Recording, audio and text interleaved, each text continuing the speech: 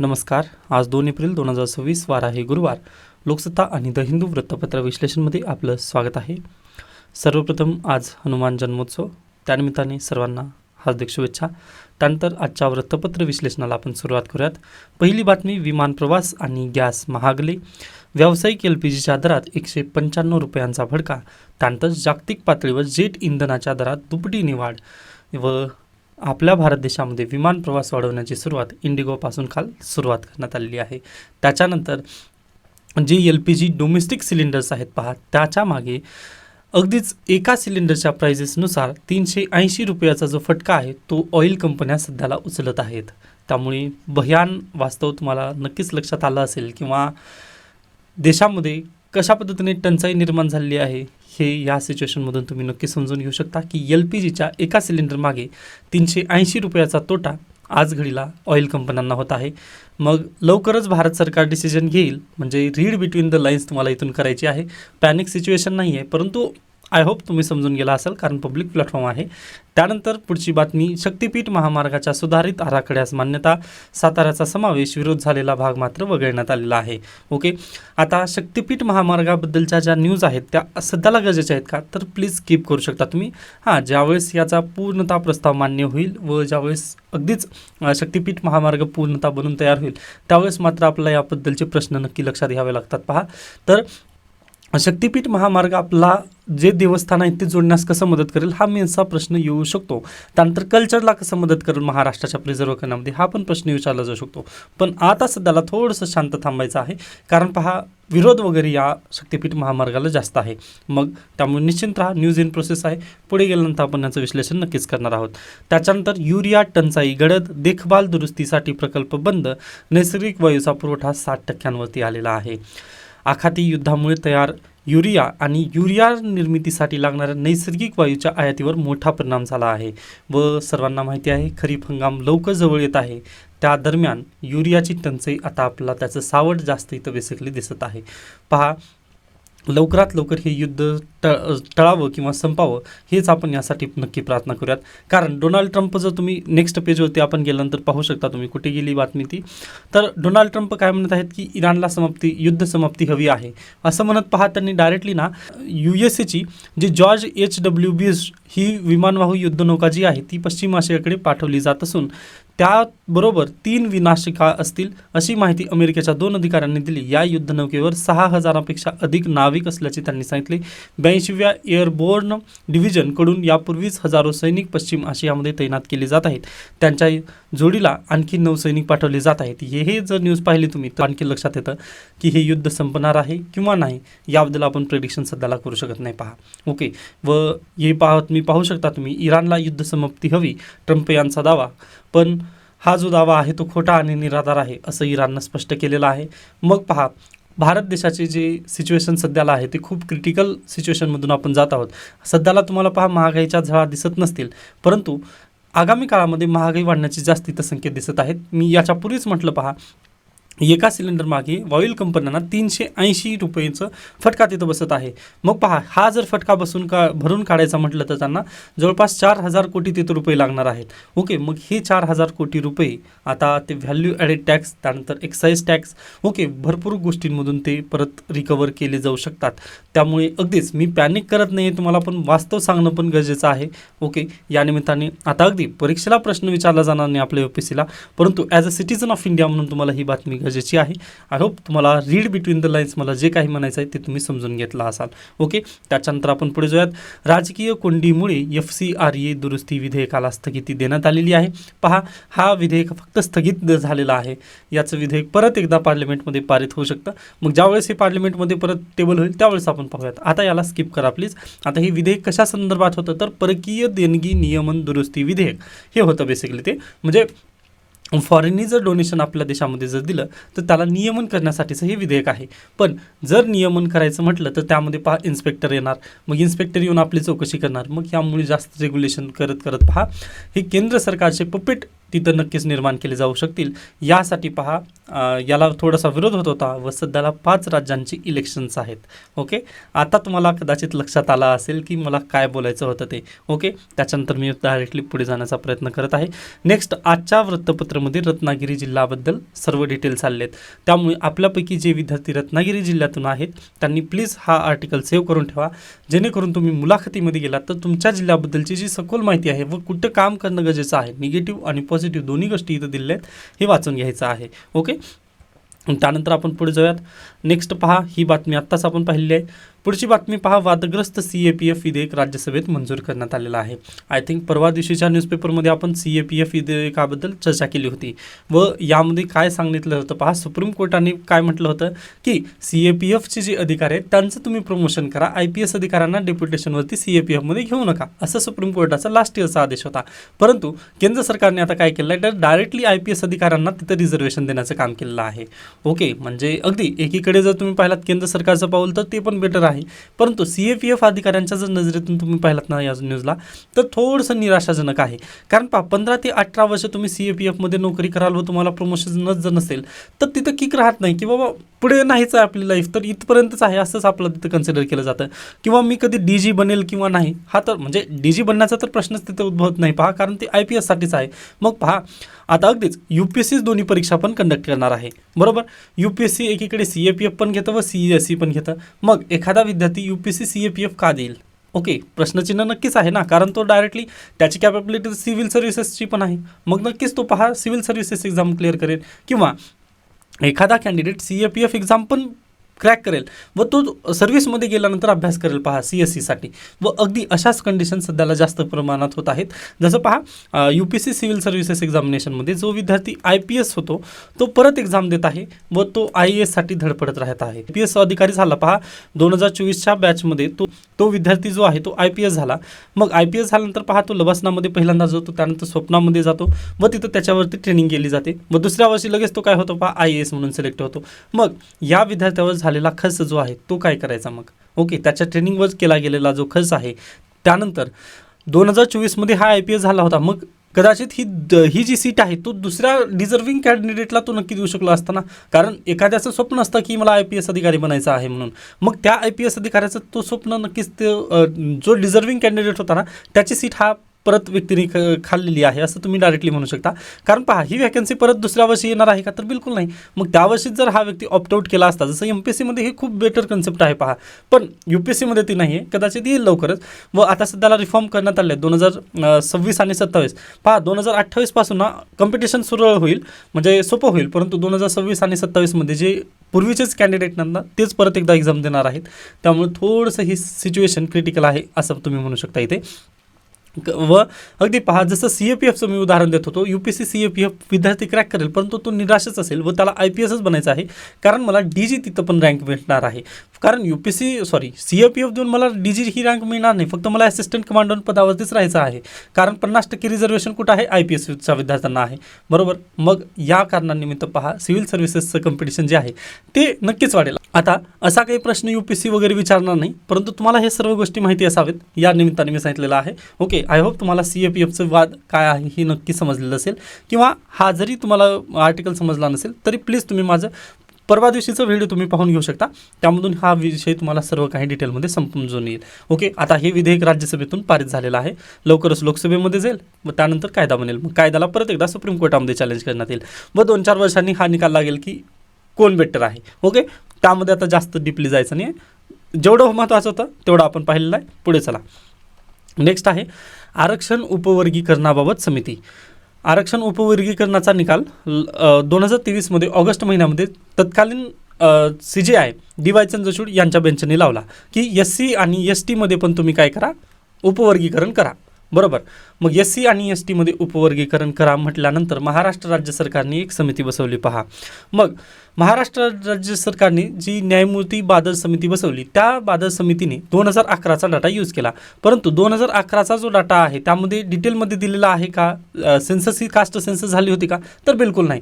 मग यामुळेच पहा 2027ची जी सेन्सस आहे ना ती महत्त्वपूर्ण मानली जात आहे. कास्ट सेन्सस जर झाली ना तर ती काळाची गरज आहे, कारण रिप्रेझेंटेशन कोणत्या बेसिसवर देणार, आता इथं पण तेच दिलं आहे पहा. आक्षेप घेण्यात आले न्यायमूर्ती बादल समितीवरती की 2011च्या जनगणनेनुसार अनुसूचित जातींची लोकसंख्या 1,32,75,898 म्हणजेच 11.81% होती. त्यामध्ये नवबौद्ध 62% आणि हिंदू दलित 38% आहेत. अनुसूचित जातीमध्ये 59 पोटजाती आहेत. लोकसंख्येची निश्चित आकडेवारी नसताना न्यायमूर्ती बादल समितीने कशाच्या आधारे आरक्षणाचे उपवर्गीकरण केले असा इथं मुख्य प्रश्न विचारला जात आहे. व लास्ट इयरला म्हणजे 2011ची जी जनगणना झाली ती SECC झाली होती. ओके, तिथे कास्ट सेन्सस बिलकुल झालेलं नव्हतं. मग डिटेलमध्ये आपल्याला माहिती नाही की कोणत्या जातीची किती आहे म्हणजे लोकसंख्या आहे. व प्रॉब्लेम इथं तोच झालेला आहे पहा. राहुल गांधी यांनी वारंवार तोच प्रश्न उचललेला होता की तुम्ही आज ही आपल्या देशामध्ये 1931च्या आधारावर 1931च्या जनगणनेच्या आधारावर आपण आरक्षण दिलेलं आहे. मग पहा 1931 ते 2031 यामध्ये 100 वर्षाचा कालावधी आहे व 100 वर्षामध्ये काही जातींची लोकसंख्या कमी झाली असेल तर काही जातींची लोकसंख्या वाढलेली असेल. ओके, मग यासाठी अगदी कास्ट सेन्सस आता करण्यात यावी व कास्ट सेन्ससनुसार जातीनुसार तुम्ही रिप्रेझेंटेशन द्या, म्हणजे आरक्षणामध्ये तिथं तशा पद्धतीने तरतूद असावी असं राहुल गांधींचं मत होतं. व तोच इथं मत यांनी आक्षेप तिथं मांडलेला आहे की बा आपल्याला माहिती नाही आहे की कोणत्या जातीला जास्त रिप्रेझेंटेशन आहे. कारण पहा आता काय होऊ शकतं, आता अगदीच इथंच देण्यात आलेले आहेत पहा. A एक जात आहे आणि B एक जात आहे. पूर्वी पहा 1931च्या जनगणनेनुसार यांची संख्या होती पहा 50 व यांची संख्या होती पहा 100, बरोबर. मग आता 100 लोकसंख्या आणि यांची या कास्टची 50 लोकसंख्या होती, बरोबर. पण पहा जसं जसं काळ पुढे सरकला म्हणजे 100 वर्षानंतर आता यांची लोकसंख्या झालेली आहे पहा 150 व यांची लोकसंख्या झालेली आहे पहा फक्त 50. मग आता तुम्ही सांगा मला रिप्रेझेंटेशनच्या बेसिसवर आरक्षणाची जास्त गरज कोणाला आहे, तर नक्कीच या कास्टला जास्त गरज आहे. या कास्टला न दिलं तरी म्हणजे थोडक्यात दिलं तरी चालतं. मग उपवर्गीकरणाचा सिद्धांत असा आहे किंवा सुप्रीम कोर्टाने तीच मान्यता दिली होती की बा तुम्ही काय करा तर एज्युकेशनमध्ये रिप्रेझेंटेशन किती आहे. आता अगदी पहा ही ही जी कास्ट आहे यांना पूर्वी मिळालेलं आरक्षण होतं व त्यांची जी लोकसंख्या आहे ती आता थोडंसं शिक्षित झाली. मग शिक्षित झाल्यानंतर पहा त्यांनी फक्त एका मुलाचीच कन्सेप्ट तिथे त्यांनी ॲक्सेप्ट केली. ओके, म्हणजे 2 अपत्यांना फक्त एकच मूल म्हटल्यानंतर पहा त्यांची लोकसंख्या घटणारच आहे ना. पण यांनी काय पहा अशिक्षित वगैरे होते त्यामुळे त्यांनी अगदी 2-2 मुलं वगैरे झाली तिथं अपत्य झाली त्यांना. मग या कारणानिमित्त यांची लोकसंख्या वाढली व यांची लोकसंख्या घटली असं तुम्ही म्हणू शकता. मग या बेसिसवर जर रिप्रेझेंटेशन जर केलं आपण तर आता A या कास्टला जास्त गरज आहे आरक्षणाची व B या कास्टला थोडंसं तिथं कमी गरज आहे आरक्षणाची. ओके, दोघांना पण नक्कीच आहे उपवर्गीकरण आपलं करायचंच आहे तर या बेसिसवर करणं गरजेचं आहे. मग यासाठी पहा परत एकदा महाराष्ट्र राज्य सरकार राज्याचे मुख्य सचिव राजेश अग्रवाल यांच्या अध्यक्षतेखाली समिती स्थापन केली आहे. मग या समितीकडे आपल्या काही सूचना वगैरे असतील तर तुम्ही पण नक्कीच त्यांना पाठवू शकता. ओके, आय होप हा पण तुम्हाला मुद्दा समजला असेल. आता ही न्यूज जी आहे ती प्रोसेसमध्ये आहे. ओके, न्यायमूर्ती बादल समितीने रिकमेंडेशन दिलेले आहेत पण ते पब्लिक डोमेनमध्ये अद्याप आलेले नाही आहेत, बरोबर. किंवा लोकसत्ताने पण त्याबद्दल काहीच आर्टिकल लिहिला नाही. परंतु कास्ट सेन्सस जर झाली 2027मध्ये जे सेकंड फेजमध्ये आहे होणार सेन्सस, फर्स्ट फेजची सेन्सस कालपासून चालू झाली. मग सेकंड फेजची जी सेन्सस असेल त्यामध्ये कास्ट सेन्सस पण तिथं करण्यात येणार आहे. मग कास्ट सेन्सस केल्यानंतर पहा कास्टचं प्रत्येक कास्टचं रिप्रेझेंटेशन किती आहे हे आपल्याला समजेल. मग पहा रिप्रेझेंटेशनवरून तुम्ही काय करू शकता आरक्षणामध्ये तिथे कमी जास्ती वगैरे करू शकता व सुप्रीम कोर्टाने पण 50% जी कॅप आहे ती परत एकदा पुढे नेण्यासाठी मान्यता देऊ शकतं. पण त्याला पाहिजे काय पहा तर रिप्रेझेंटेशन किती आहे तुमचं हेच सुप्रीम कोर्ट मागत आहे. कारण आजची जी आकडेवारी आपण आरक्षणासाठी वापरतो ती 1931ची आहे, ती खूप जुनी झालेली आकडेवारी आहे. मग यासाठीच केंद्र सरकारला काळाची गरज होती की बा ही आकडेवारी अपडेट करणं गरजेचं आहे. मग आता पाहूयात पुढल्या वर्षी किंवा अगदी पहा तोपर्यंतच तुम्ही सर्व्हिसमध्ये सिलेक्ट होऊन जा म्हणजे ही अभ्यासण्याची वगैरे गरज पडणार नाही. फक्त त्यावेळेस तुम्ही न्यूजपेपर वगैरे पाहू शकता किंवा असं काहीतरी झालं होतं ते तुम्हाला लगेच लक्षात येईल. पण लवकरात लवकर ही एक्झाम क्लिअर करा म्हणजे जास्त डोक्याचं ताण वगैरे वाढणार नाही. ओके, आय होप ही पण बातमी तुम्हाला समजली असेल. नेक्स्ट आहे STच्या स्मार्ट कार्डचे लोकार्पण, पारदर्शक व्यवस्थापनाने प्रवास अधिक सुलभ करण्यात येणार आहे. आधार कार्डशी संलग्न करण्यात आलेल्या नॅशनल कॉमन मोबिलिटी कार्ड सक्षम स्मार्ट कार्ड योजनेचे लोकार्पण काल मुख्यमंत्री देवेंद्र फडणवीस यांच्या हस्ते झालेलं आहे. ओके, परीक्षेला हा प्रश्न विचारला जाऊ शकतो की नॅशनल कॉमन मोबिलिटी कार्ड कोणत्या राज्य सरकारची योजना आहे तर महाराष्ट्र राज्य सरकारची योजना आहे. ओके, कोणता आहे परत एकदा कार्ड सांगतो पहा national common mobility card. Okay, done. त्यानंतर महाराष्ट्र मत्स्य निर्यातित देशात दुसरा आहे, नितेश राणे यांचं वक्तव्य. ओके, चांगली न्यूज आहे. तुम्ही याचा वापर आपल्या मेन सेन्सर रायटिंगमध्ये नक्की करू शकता. त्यानंतर लाडकी बहीण योजनेच्या अर्ज पडताळणीस परत एकदा मुदतवाढ तिथं देण्यात आली आहे. आय थिंक 30 एप्रिलपर्यंत ही मुदतवाढ आहे. लाडक्या बहिणींचं KYC होऊन देखील पैसे पडले नाहीत किंवा त्यामध्ये जर दुरुस्ती करायची असेल तर प्लीज तुम्ही हे अपडेट करून घेऊ शकता. 30 एप्रिल ही शेवटची तारीख असणार आहे. ओके, त्यानंतर पुढे चला. त्यानंतर लोकसत्ता संपादकीय उच्चाटनानंतरचे उत्खनन, नक्षलवादाचा बिमोड केल्याबद्दल केंद्रीय गृहमंत्री अमित शहा यांचे अभिनंदन. कारण आदिवासी दुर्गम भागांच्या विकासातील मोठीच समस्या यामुळे दूर झाली आहे. मग यासाठी आपल्याला काय पाहावं लागेल, थोडंसं नक्षलवाद पाहावं लागेल. ओके, नक्षलवादाचा बिमोड झालेला 31 मार्च 2026 रोजी बिमोड झाला. परंतु नक्षलवाद आला कुठून किंवा नक्षलवाद म्हणजे काय हे थोडक्यात समजून घ्या. ओके, याच्या पूर्वीच्या लेक्चर्समध्ये पण आपण समजून घेतलं आहे, पण परत एकदा जे नवीन विद्यार्थी आहेत त्यांना मला सांगायचं होतं, त्यानिमित्ताने लक्षात घ्या. पहा, नक्षलवादाची सुरुवात जी आहे ना ती 1967मध्ये पश्चिम बंगालमधील नक्षलबारी या गावातून झाली. आता या गावातूनच का झाली तर याला थोडंसं कारण आहे. पहा, कारण असं आहे की 1947ला भारत देश स्वतंत्र झाला. ओके, मग स्वतंत्र झाल्यानंतर 1950मध्ये आपलं भारतीय संविधान अंमलबजावणी चालू झाली, परंतु ग्राउंड रियालिटी वेगळीच होती. जमीनदारी व्यवस्था अद्याप ही चालूच होती. पहा, बरोबर. मग जमीनदारी व्यवस्थेमध्ये तुम्ही पाहू शकता की शेतकऱ्यांची जास्त पिळवणूक तिथे केली जायची. ज्युडिशरी समोर 2 पॉईंट होते. पहा, एकीकडे होता जो शेतकरी होता, जो की अगदी जमीन कसायचा तो, बरोबर, स्थानिक शेतकरी तो तेथील जमीन कसायचा, व दुसरीकडे होता जमीनदार. मग न्यायालयाकडे प्रमुख चॅलेंज काय होतं की शेतकरीकडे द्यायची जमीन की जमीनदाराकडे द्यायची. मग त्यावेळेस न्यायालयाने काय म्हटलं, पहा, आज घडीला आपल्याकडे जमिनीची टंचाई आहे किंवा नुकतंच भारत देश स्वतंत्र झाला आहे ना, मग यासाठी न्यायालयाने निर्णय घेतला. त्यांनी म्हटलं की जी जमीन आहे ती शेतकऱ्यांकडेच जाईल. ओके, व तोच जमीन तिथं कसणार आहे. व तुम्हाला माहिती असेल केशवानंद भारती खटला पण यासाठीच आलेला आहे आपल्या देशामध्ये. ओके, तेथील पण जमीन जी आहे ती सरकारने घेतलेली होती, बरोबर. व ती सरकारने घेऊन किंवा भूदान मुवमेंट, पहा, भूदान मुवमेंटमध्ये म्हणजे जे जमीनदार वगैरे त्यांनी पहिल्यांदा जमिनी दान दिल्या व त्या जमिनीचं पहा वाटप करण्यात आलं छोट्या छोट्या शेतकऱ्यांमध्ये. मग ती तसं झालं इथं पण. या केसमध्ये पण पहा, ज्युडिशरी समोर प्रश्न हा होता की जी शेतजमीन आहे ती बेसिकली जमीनदाराला द्यायची की शेतकऱ्यांना द्यायची. मग न्यायालयाने निर्णय घेतला, पहा, की शेतजमीन जी आहे ती शेतकऱ्यांनाच देण्यात येईल व जमीनदाराचा तिथं बिलकुल अधिकार नाही. हा तिथं निर्णय घेण्यात आला. मग 1967मध्ये झालं काय, पहा, जमीनदाराची जी जमीन होती ती शेतकऱ्यांना प्राप्त झाल्यानंतर, पहा, बिच्छू सावो नावाचा एक छोटा गरीब शेतकरी होता. तो गेला जमीन कसण्यासाठी जमिनीमध्ये किंवा शेतजमिनीमध्ये तो गेला जमीन कसण्यासाठी, बरोबर. की मग त्याला तो जो जमीनदार चॅलेंज केलेलं होतं ना तो आला तिथे व त्याला किंवा जो जमीनदार होता त्याच्या गुंडांनी बिच्छू सावो याला भरपूर मारहाण केली. या मारहाण विरुद्ध 24 मे 1967 रोजी आंदोलन करण्यात आलं. पहा, नक्षलबारी येथे, बरोबर. मग नक्षलबारी येथे आंदोलन करण्यात आल्यानंतर अगदीच तुम्हाला पण माहिती आहे पोलिसांची सिच्युएशन त्या काळातली. मग पोलिसांनी, पहा, थोडंसं दमदाटी वगैरे करण्याचा प्रयत्न केला. मग त्यामध्ये एक PSI मारला गेला. तो PSI मारला गेल्यानंतर जो 25 मे 1967, ओके, या दिवशी, पहा, लगेच पोलिसांनी लाठीचार्ज वगैरे करण्यास सुरुवात केली व त्यामध्ये जवळपास, पहा, 9 महिला, 9 वुमन, त्यानंतर 2 लहान मुलं, 11 गावकरी तिथं बेसिकली मारले गेले.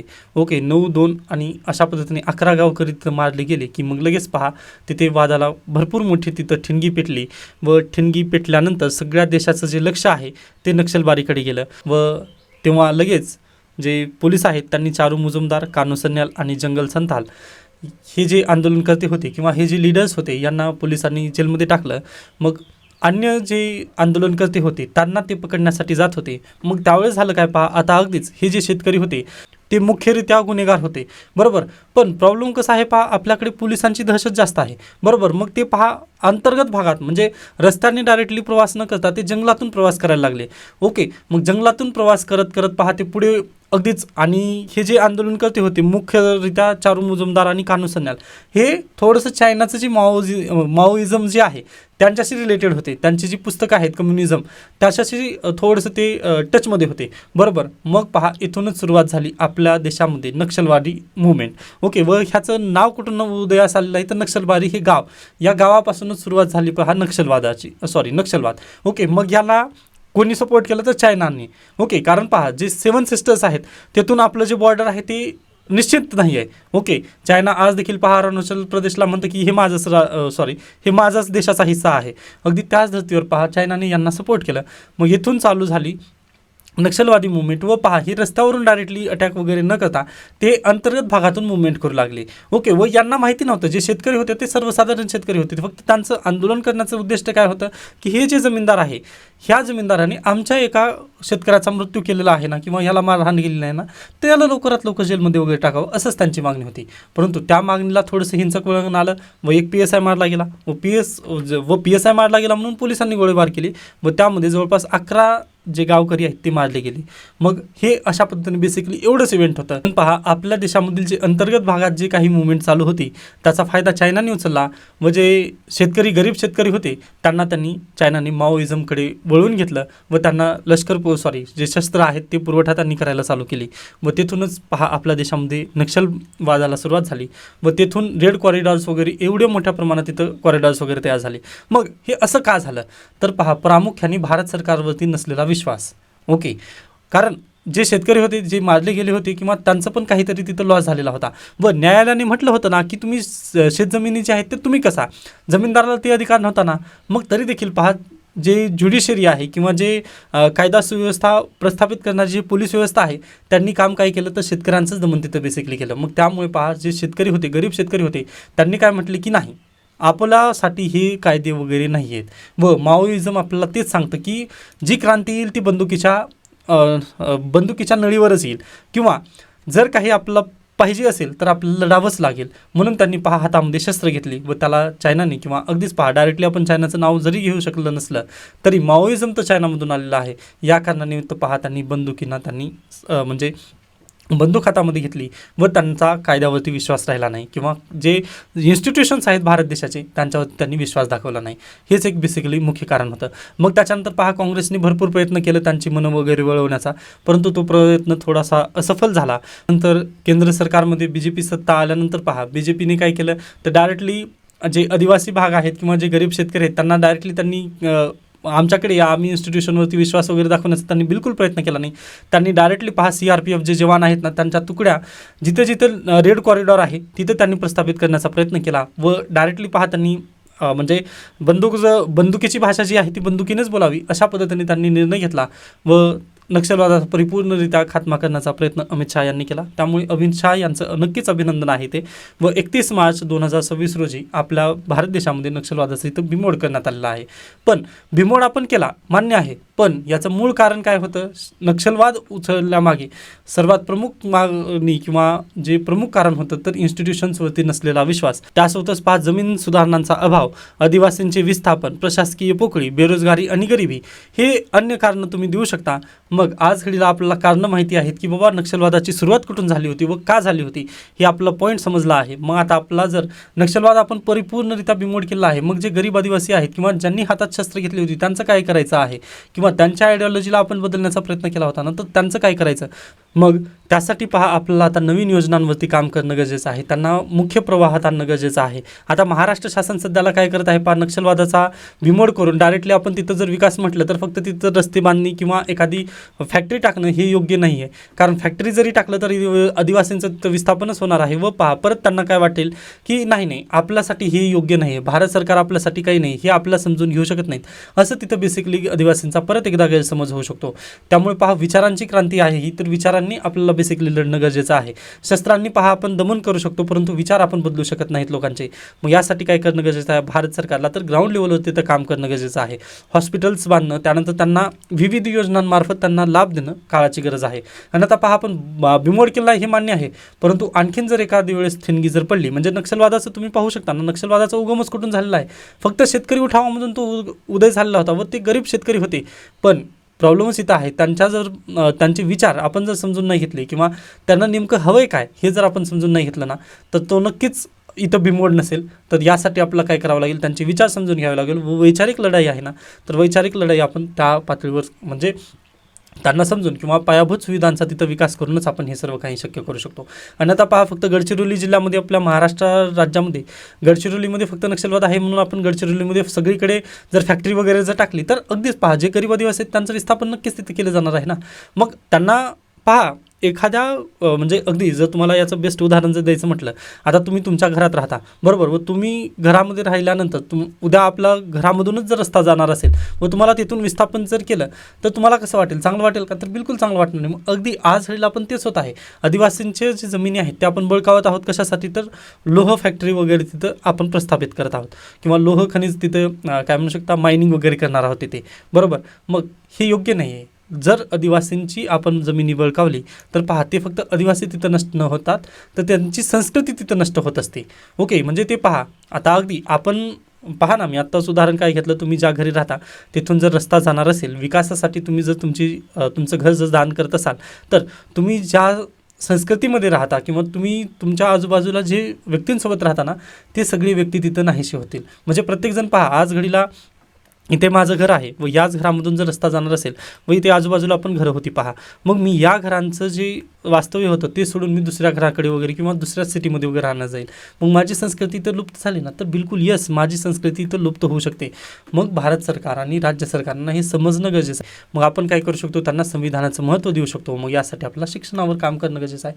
शाळाची बांधणी करू शकतो, हॉस्पिटलची बांधणी करू शकतो व भारत सरकार अशाच पद्धतीने परत एकदा विश्वास तिथं मिळवू शकतो. व हेच त्याला पहा काय म्हणू शकता, हेच एक पॉझिटिव्ह वे आहे त्यांचा परत एकदा विश्वास जिंकण्यासाठी. तर इथं मी सर्व उपाययोजना वगैरे दिलेत. समाधान ही स्कीम कशा संदर्भात आहे, त्याच्यानंतर ग्रे ग्राउंड आणि कोब्रा ही CRPFचं विशेष कमांडो युनिट होतं, यांचं पण अभिनंदन. पहा, म्हणजे अगदीच नक्षलवादाला बिमोड करण्यामध्ये आपल्या भारत देशाने भरपूर महत्त्वाचे जे अधिकारी आहेत त्यानंतर भरपूर सैन्यबळ तिथं खर्च केलेला आहे.